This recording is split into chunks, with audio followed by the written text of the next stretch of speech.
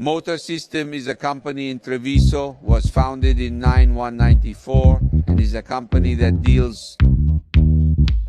with automotive chemistry, chemical industry, and has been developing on the fuel sector for years. Hence, a project was born that is identified as fuel quality, which aims at fuel quality to reduce the pollution produced by diesel and gasoline engines.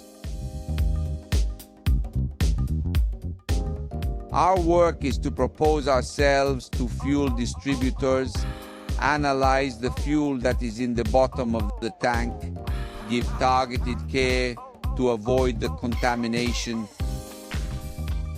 that naturally forms due to the biocomponents of fuels in the tanks with chemicals that are of our own production and formulation.